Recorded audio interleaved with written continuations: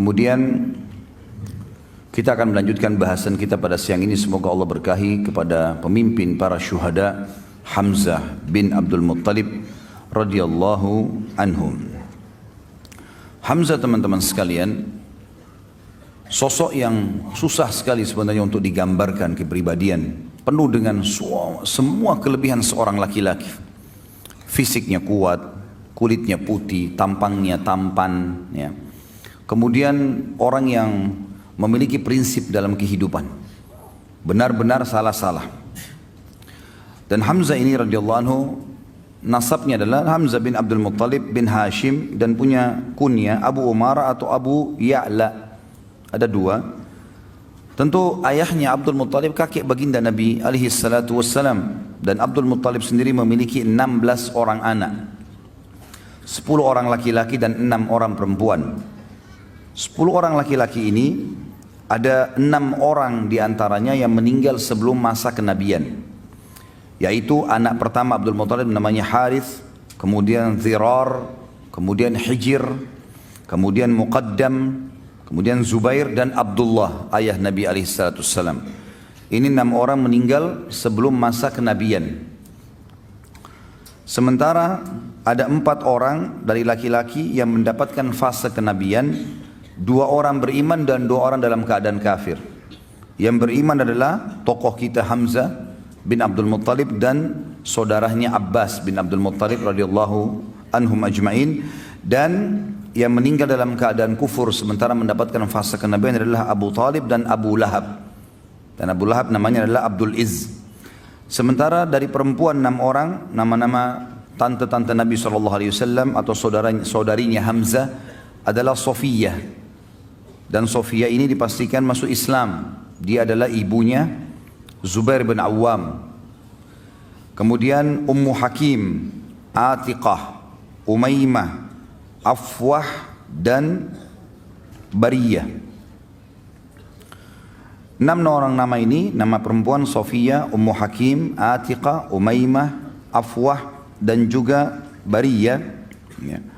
Ini semuanya disebutkan. Yang saya temukan adalah yang masuk Islam Sofiyah. Kalau yang lain Allahu a'lam saya belum temukan. Kalau teman-teman temukan, alhamdulillah bisa jadikan sebagai referensi. Ibu beliau bernama Hawla binti Wuhaib dari Bani Zuhrah, dan dia lahir bersamaan dengan lahirnya Nabi Muhammad alaihi salatu wassalam. Ya, jadi memang walaupun dia posisinya paman, tapi lahirnya tahun yang sama dengan lahirnya Nabi SAW. Makanya dikatakan Hamzah seumur dengan Nabi SAW. Dan selain paman, juga seumur dengan Nabi SAW, dia juga adalah saudara susuan Nabi SAW. Ya. Jadi ada seorang wanita yang saya lihat hampir semua ulama-ulama yang menyusun sejarah mengatakan yang menyusui mereka berdua Thuwaibah maula Abu Lahab. Thuwaibah, seorang budak wanita, pernah menyusui Nabi SAW dan pernah juga menyusui Hamzah dalam waktu yang seketika. Maka dia katakan saudara susu Nabi alaihi salatu wassalam. Hamzah bin Abdul Muttalib, teman-teman sekalian, berjalan seperti biasa di kehidupan Mekah. Di awal-awal dia adalah orang yang sangat kuat secara fisik, tinggi besar, dan sangat ahli dalam memanah. Oleh karena itu dia sangat gemar sekali berburu, gemar sekali. Di masa mudanya semua dihabiskan dengan itu. Dia naik turun gunung, ke padang pasir, lembah-lembah, dan kekuatan fisik yang luar biasa dimiliki. Dia dengan Umar bin Khattab terkenal. Jadi kalau berburu singa, ya. Dan bukan berburu rusa atau kelinci seperti antum, ya. Ini berburu singa. Dan singa ini kalau setelah diburu, ya, dan mati, memang semasa jahiliyah mereka belum tahu masalah hukum halal haram memakan ini. Maka Hamzah radhiyallahu anhu memikul singa itu di pundak sebelah kirinya dengan satu tangan, dan satu tangan yang satu memegang busur panah. Dan untuk membunuh singa dengan anak panah ini nggak gampang. Anak panah tidak semudah itu bisa menembus kulit yang tebal. Tapi kuasa Allah, dia diberikan kelebihan itu radhiyallahu anhu. Di awal Islam tentunya, waktu Nabi SAW mengumandangkan Islam, dia tidak terpengaruh, tidak juga mau masuk Islam, tidak juga membenci Nabi SAW. Berbeda dengan Abbas. Abbas radhiyallahu anhu, nanti kita akan jelaskan, dia tidak masuk Islam untuk menjaga hubungan dengan kaumnya, tapi dia suka dengan Islam. Hamzah tidak cenderung kepada keduanya. Tidak ikut-ikutan membenci Islam, tidak juga mendukung keponakannya. Makanya yang paling condong mendukung itu adalah Abu Talib sebenarnya. Tapi yang jelas teman-teman sekalian, ada satu kejadian dengan hikmah Allah terjadilah masuk Islamnya tokoh kita ini. Dengan tiba-tiba begitu saja. Kisahnya adalah pernah satu waktu Nabi SAW waktu di Mekah selalu dicaci maki. Dan caci makian ini selalu dianggap biasa oleh baginda Nabi SAW. Biasa sekali dianggap, sudahlah kamu penyihir, didiamin. Kamu penjahat, didiamin. Kamu penyamun, dibiarin. Bahkan Nabi SAW pernah lagi sujud, dituangkan kotoran unta di atas leher beliau, beliau SAW diam. Bahkan pernah batang leher beliau diinjak, ya, sampai susah bernafas. Gitu kan. Namun Nabi SAW sabar, dibiarin saja. Karena tidak ada kekuatan di Mekah. Beliau bersabar dan belum ada perintah untuk melawan pada saat itu. Tapi satu waktu teman-teman sekalian, Abu Jahal waktu melihat Nabi SAW lagi tawaf, dia mengucapkan kata-kata yang sangat menyakitkan, bahkan lebih sakit daripada melukai fisik. Namun dalam buku sejarah tentu tidak disebutkan cacian itu seperti apa. Cuman hampir semuanya mengatakan cacian itu sangat menyakitkan, bahkan mengalahkan sakitnya fisik. Penghinaan yang luar biasa. Dan tidak ada orang yang membela Nabi SAW, walaupun dari suku beliau. Ada seorang budak wanita, budaknya Abdullah bin Jud'an. Abdullah bin Jud'an ini adalah orang yang terkenal, sangat baik sekali di Mekah. Hadis Aisyah mengatakan, ya Rasulullah, Ibnu Jud'an. Orangnya sangat baik di Mekah. Sangat santun, suka silaturahim keluarga, suka bantu orang susah. Kata Aisyah, ya Rasulullah, dalam hadis Bukhari Muslim, Ibnu Jud'an.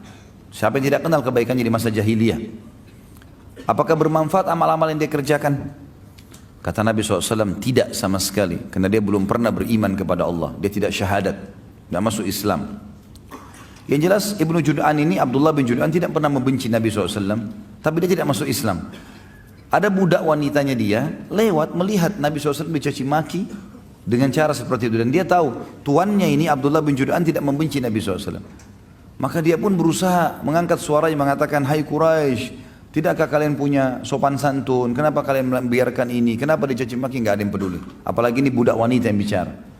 Maka budak ini lari keliling sampai dia keluar pintu gerbang Mekah yang dikenal dengan pintu Bani Syaibah. Begitu keluar di sana dia temu Hamzah. Hamzah baru pulang dari berburu, lagi bawa singa, ya, di pundak kirinya dengan pegang busur panah. Dan ini yang buat ini cuma Umar bin Khattab sama Hamzah berdua. Kalau dua orang ini masuk ke Mekah sendirian, berburu tidak ditemani sama teman-temannya, sendirian. Yang lain semua pada sibuk, pada mengajak teman-temannya kalau berburu untuk berjaga-jaga, dia enggak. Begitu lewat budak ini mengatakan, wahai Hamzah, tidakkah kau mengetahui apa yang Abu Hakam lakukan terhadap ponakanmu Muhammad? Kata Hamzah, apa yang dilakukan? Kata dia telah mencaci makinya begini dan begitu. Disebutkanlah kalimat-kalimat cacian itu. Tapi sekali lagi dalam riwayat tidak disebutkan. Dan memang tidak ada maslahat kita mengetahui jenis cacian itu. Yang penting memang ini perbuatan yang buruk. Maka kata Hamzah, tidak ada yang membelahnya. Kata budak tersebut, demi Allah tidak ada. Maka Hamzah nggak pakai tunggu pada saat itu. Sambil membawa singa, sambil memegang busur, langsung datangi Abu Jahal di dekat Ka'bah. Tidak pakai banyak ngomong. Singanya ditaruh di sebelah situ, kepalanya Abu Jahal dihantam dengan busur. Berdarah, luka. Karena Abu Jahal waktu itu dianggap rajanya Mekah lah istilahnya, orang yang dituakan di situ. Maka orang-orang sekitarnya mau membela. Kata Hamzah, silahkan. Maju silahkan. Siap untuk mati. Hamzah mau membela. Lalu dia mengatakan kepada Abu Jahal, hai Abu Hakam, berani benar kau caci maki ponakanku, sementara aku dalam agamanya. Kalimat itu, sementara aku dalam agamanya. Padahal Hamzah belum masuk Islam ini. Dia pun tidak tahu kenapa dia ucapkan kalimat itu. Maka Abu Jahal mengatakan, biarkan dia. Memang saya yang salah. Saya sudah berlebihan telah menghina keponakannya. Hamzah radhiyallahu anhu pulang ke rumahnya. Dia renungi kalimat tersebut. Kenapa tadi saya ucapin nih? Apakah besok saya harus kembali ke Quraisy dan mengatakan bahwasanya saya bukan di agamanya Muhammad? Dan ini aib bagi orang Arab menjilat kembali ludahnya. Sudah mengucapkan lalu ditarik, nggak mungkin. Tapi kalau saya tidak perbaiki, saya bukan muslim, bukan agamanya Muhammad ini. Dia bingung pada saat itu. Pada malam itu dikatakan dalam riwayat-riwayat yang sahih, dia berdoa kepada Allah mengatakan, ya Allah, kalau agama keponakanku Muhammad benar, tanamkan dalam hatiku. Dan kalau seandainya tidak benar, maka hilangkanlah, berikanlah aku solusi dengan Quraisy. Maka Hamzah pun berkata keesokan paginya pada saat dia bangun, dia merasa dekat, ya merasa tenang dengan agama Nabi SAW, maka dia pun datang mengucapkan syahadat. Dan ini rahasia masuk Islamnya Hamzah radhiyallahu anhu. Masuk Islamnya Hamzah radhiyallahu anhu. Berjalanlah waktu pada saat itu teman-teman sekalian, waktu dia sudah syahadat, maka orang-orang di Darun Nadwa, tempat berkumpulnya Nabi SAW dan orang-orang kaum muslimin, mereka bergembira, mereka bertakbir. Dan orang-orang Quraisy pada saat tahu Hamzah masuk Islam juga takut. Mereka takut karena Hamzah sendirian bisa melawan banyak orang Quraisy. Dan selalu saja kalau ada orang-orang muslim lagi menuju ke Darun Nadwa, maka Hamzah berada di pinggir jalan dengan kudanya, mendampingi sendirian. Sampai kaum muslimin masuk ke Darun Nadwa, maaf bukan Darun Nadwa, Darul Arqam. Darun Nadwa ini tempat kumpulnya orang Quraisy. Darul Arqam tempat berkumpulnya Nabi SAW berdakwah. Di rumahnya ya, seseorang yang bernama dikenal dengan Arqam. Yang jelas Nabi SAW merasa tertolongkan dengan Hamzah. Tapi Hamzah sendiri nggak cukup. Hamzah nggak bisa sendirian juga membela. Sementara muslimin banyak dari kaum yang lemah, dari budak-budak yang tidak punya kedudukan, dan halal untuk dibunuh pada saat itu. Kalau ada yang membunuh muslim, tidak dihukum. Siapa saja mau bunuh mereka silakan. Jadi betul-betul tidak ada kedudukan. Sampai nanti Umar bin Khattab masuk Islam, barulah mereka berdua menguatkan posisi muslimin. Tapi tentu kita tidak bahas masalah Umar, kita bahas masalah Hamzah radhiyallahu anhu majma'in. Hamzah ini teman-teman sekalian menikah dengan 3 orang wanita. Tentu yang pertama dikenal dengan dalam buku-buku sejarah binti Mallah atau Mullah, ya, bin Ubadah. Jadi tidak disebutkan, saya tidak temukan namanya wanita ini. Dan Allah mengaruniakan dia 2 orang anak, Ya'la dan Amir. Ya'la dan Amir. Dikenal dengan putri binti Ma'lah atau Mallah. Yang kedua dia menikah dengan Khawla binti Qais. Dan Allah karuniakan dia anak satu namanya Umarah. Dan kemudian yang ketiga Salma binti Umais, Salma binti Umais, dan dikaruniai anak Umamah. Jadi ada 3 orang istri, putrinya ya, Malla bin Ubadah, dan ada anak 2 Ya'la dan Amir. Dari istri yang kedua Khawla binti Qais, dan ini dikaruniai anak Umarah, dan juga Salma binti Umais dikaruniai Umamah. Jadi Hamzah di sini berarti memiliki kurang lebih 4 orang anak. 4 orang anak. Hamzah radhiyallahu anhu pada saat dikumandangkan hijrah oleh Nabi SAW ke Madinah, maka dia pun hijrah. Dan kiprahnya lebih banyak kelihatan pada saat sudah hijrah ke Madinah. Termasuk yang paling pertama, yang paling menonjol, karena memang seperti judul kita Hamzah, mimpin para syuhada, adalah medan perang. Medan perang ini adalah sebuah hal yang luar biasa bagi Hamzah radhiyallahu anhu. Sampai-sampai waktu Nabi SAW membentuk brigade pertama atau Sariyah pertama. Sariyah kurang lebih 3-100 orang pasukan diutus untuk mengejar pasukan Quraisy. Itu terjadi di tahun 1 Hijriah. Awal hijrah Nabi SAW mengajak para sahabat untuk membentuk Sariyah. Berkumpullah beberapa sahabat dan yang paling di depan adalah Hamzah radhiyallahu anhu. Langsung dia mengatakan saya ikut ya Rasulullah, dan Nabi SAW memilih dia sebagai pemimpin pada saat itu. Rasulullah SAW mengutus pada saat itu 30 orang muhajirin untuk menghadang kafilah dagang orang-orang Quraisy yang pulang dari negeri Syam, dan pada saat itu dipimpin oleh Abu Jahal bin Hisham. Dan dia memiliki 300 orang pengawal. Bertemulah 30 lawan 300, dan Hamzah memotivasi mereka untuk mati syahid.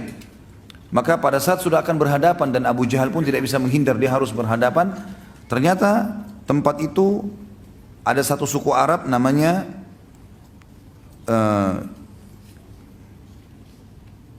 pemimpinnya namanya Majdi bin Amir al-Juhani, dan di sini suku adalah suku al-Juhani, berarti sekutu pada saat itu, ya, sekutu kedua belah pihak. Dia sama Muslim punya urusan kerjasama, sama Quraisy juga ada urusan kerjasama. Lalu Majdi berusaha masuk di tengah-tengah lalu mengatakan tidak ada peperangan di wilayah saya. Kalau mau berperang silakan di luar, tapi di sini jangan. Di tempat suku saya, kekuasaan saya tidak boleh. Maka terjadilah pada saat itu terpisah dan tidak bisa atau tidak jadi peperangan. Dan Hamzah pulang sesuai dengan instruksi Nabi SAW. Kalau kafilah Quraisy dapat, serang, ambil. Kalau enggak, maka pulanglah. Dan juga kita perlu ketahui di sini teman-teman sekalian, baginda Nabi SAW membentuk, kalau setiap kali mau serang kafilah Quraisy, itu umumnya yang dijadikan pemimpin dan dijadikan sebagai pilihan untuk bisa menyerang adalah orang-orang Mekah. Karena memang mereka punya hak. Dan di sini perlu kita luruskan pemahaman yang mengatakan seakan-akan umat Islam atau Nabi SAW menghalalkan merampok. Ini bukan merampok. Karena umumnya muslimin yang hijrah ke Madinah, hartanya di Mekah diambil semua. Termasuk Nabi SAW. Rumahnya Nabi sendiri diperjualbelikan oleh Quraisy, diambil. Rumah Nabi, rumahnya Khadijah dulu besar sekali di Mekah. Khadijah termasuk orang nomor 1 paling kaya di Mekah. Tapi diambil, direbut oleh orang-orang Quraisy dan diperjualbelikan. Diambil oleh tokoh-tokoh mereka lah. Maka Nabi SAW menyuruh para muhajirin mengambil hak mereka kembali. Karena biasanya kafilah-kafilah dagang ini yang pergi ke negeri Syam, itu yang punya adalah pemimpin-pemimpin Quraisy, termasuk Abu Jahal, Abu Sufyan, Umayyah bin Khalaf dan seterusnya. Maka Nabi SAW menyuruh muhajirin untuk menyerang. Ini maksudnya. Jadi tidak ada sama sekali unsur merampok di sini. Dan jangan disalahfahami teman-teman sekalian. Mungkin ada orang mengatakan, kan Nabi SAW dulu sering utus ya menyerang kafilah-kafilah Quraisy, berarti sekarang kita boleh menahan atau mengambil, merampas dagangannya orang kafir. Ini pemahaman yang salah ini. Ya. Tidak boleh seperti itu. Di sini ada alasan syar'i. Kalau satu suku, satu negara memang dasarnya mengambil, merampas hak kita lalu kita menyerang, itu berbeda. Itu hukum yang lain.